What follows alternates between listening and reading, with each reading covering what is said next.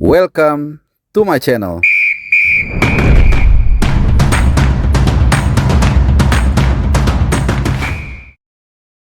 Ya, halo teman-teman semua. Selamat hari H. Selamat menjelang nonton pertandingan yang sangat kita nanti-nantikan. Arab Saudi menghadapi Indonesia di Jeddah di Stadion King Abdullah Sport City pada kualifikasi Piala Dunia 2026 round ketiga dari grup C tentunya. Dan ini video tambahan aja, gue akan update ke kalian. Mungkin kalian sudah tahu, mungkin juga enggak, terkait dengan sang pengadil atau wasit yang akan memimpin pertandingan antara Arab Saudi menghadapi Indonesia.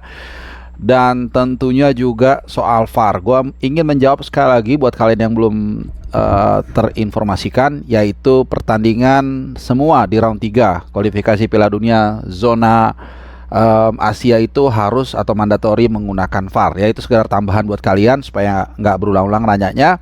Dan sebelum kita bahas soal wasit yang akan memimpin laga nanti, seperti apa wasitnya, dari mana asalnya, karakternya seperti apa, gua sedikit ingin mengupdate juga terkait dengan status atau kondisi rumput Gelora Bung Karno. Kebetulan gue mendapatkan gambar ini eksklusif atau otentik ya, yang dari seorang teman yang lagi mengikuti misa di GBK. Jadi kondisi rumputnya ya kita bersyukur karena tidak dipakai sama sekali, bahkan tidak ada satupun yang orang bodyguardnya dari Paus yang menginjak lapangan. Jadi kita senang sekali, semua bisa berjalan dengan mulus. Mudah-mudahan nanti saat hari H, nanti hari Kamis kalau nggak salah ya, kita akan menghadapi Australia, rumputnya terjaga dan mantap ya, karena ini memang rumputnya baru ditanam sekitar sebulan terakhir. Nah, itu update sedikit aja terkait dengan lapangan Gelora Bung Karno yang akan nanti kita pakai di pertandingan kedua. Oke, kembali seperti yang gua katakan tadi, gua akan bahas soal wasit yang memimpin tanpa ada tendensi tertentu ya, tanpa ada mengarahkan kemana. Dan nanti gua akan juga sedikit ulas kaitannya dengan mental para pemain kita yang akan menghadapi para pemain Arab Saudi yang dalam beberapa kesempatan kerap kali ya katakanlah melakukan intrik-intrik, memancing emosi dan seterusnya. Nah, tapi sebelum itu gua akan sedikit membongkar, mengintip, mengupas sosok wasit yang akan memimpin laga nanti. Wasitnya asal Yordania, yaitu namanya Adam Muhammad Tumah Makhatmeh. Adam Muhammad Tumah Makhatmeh. Ini usianya 37 tahun, lahir 13 Februari, jadi satu hari sebelum Valentine's tahun 87, usia 37 tahun, dan berlisensi AFC dan juga FIFA. Jadi ini levelnya level internasional. Dan yang menarik adalah wasit ini pernah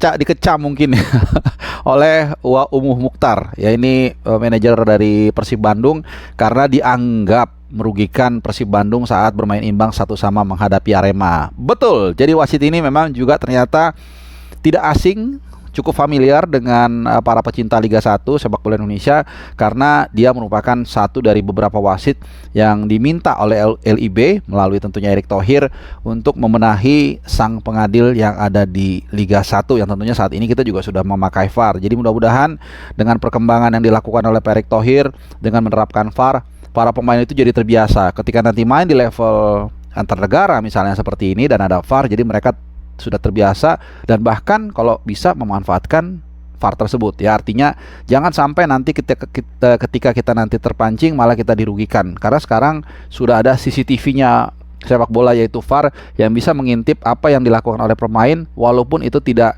terlihat atau luput dari pandangan wasit yang memimpin laga tadi, yaitu Adam Makhatmeh. Nah, sedikit gue mau cerita track record dari sang wasit ini cukup menarik teman-teman.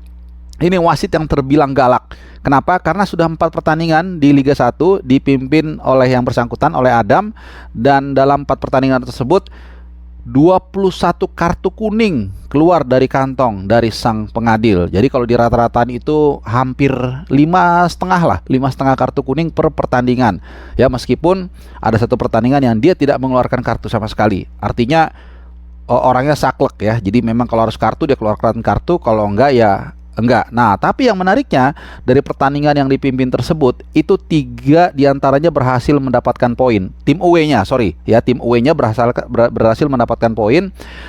jadi 2 menang yang tim away-nya dan 1 seri, dan hanya 1 yang tim away itu yang kalah, yaitu Madura United ketika dikalahkan oleh Barito Putra pada tanggal 16 Agustus. Sisanya 2 kemenangan itu yang away diperoleh oleh Borneo FC pada tanggal 12 Agustus, kemudian juga Persik Kediri atas PSS Sleman tanggal 19 Agustus, dan ada 1 pertandingan tadi yang gue singgung soal Pak Umuh Mukhtar yang kecewa dengan kepemimpinan Adam, yaitu ketika Persib Bandung bermain 1-1 pada tanggal 25 Agustus. Jadi ini pertandingan batch terakhir di Liga 1 sebelum kita international break, di mana pada derby biru tersebut ya seperti yang gua katakan tadi, hasilnya 1-1 dan 9 kartu kuning keluar dari wasit Adam. Nah, terkait dengan kondisi terakhir atau kondisi seperti ini ya, wasitnya juga cukup tegas, kemudian ada VAR, harus hati-hati, jangan sampai kita dirugikan atau lawan berhasil memancing emosi kita, kemudian akhirnya tim kita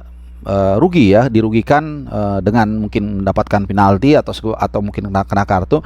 Justru kita yang harus memanfaatkannya. Nah, dari pengalaman gua mengikuti Tipnas terutama di era Sintayong, memang kita sudah punya cukup tools ya, mentality yang lebih baik dibandingkan di era-era sebelumnya. Para pemain itu tidak cepat emosi, lebih tenang, lebih tidak terpancing ketika ada lawan melakukan provokasi. Dan ini sangat penting karena yang seperti gue bilang tadi, bukan tidak mungkin pasukan Mancini itu akan melancarkan perang psikologi, akan memancing sedikit, menyolek, mungkin mengucapkan kata-kata yang kurang enak, dan akhirnya pemain itu terpancing dan akhirnya melakukan tindakan-tindakan atau action yang merugikan tim itu sendiri. Dan kalau kita lihat, gue pernah ketemu ya, ngobrol dengan beberapa pemain, mereka selalu mengatakan Sintayong itu bukan hanya mengajarkan bagaimana bermain bola, tapi juga bersikap di atas lapangan.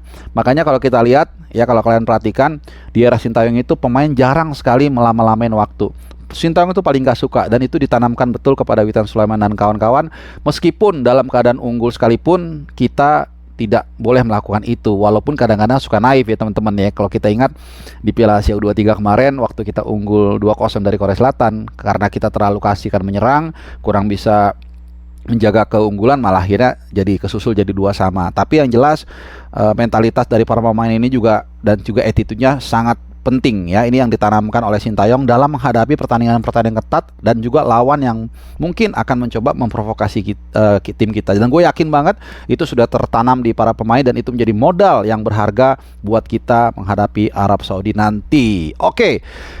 Jadi kita berharap para pemain bisa fokus dengan game plan yang digariskan oleh Sintayong, jangan terpancing apapun itu, dan mudah-mudahan kita bisa setidaknya mencuri poin dari Jeddah. Syukur-syukur kita bisa menang. Terima kasih teman-teman semua, itu sedikit update dari gua terkait dengan ya sang pengadil, dan juga tadi sedikit gue singgung soal rumput keluar Bung Karno. Semoga bermanfaat dan sampai jumpa.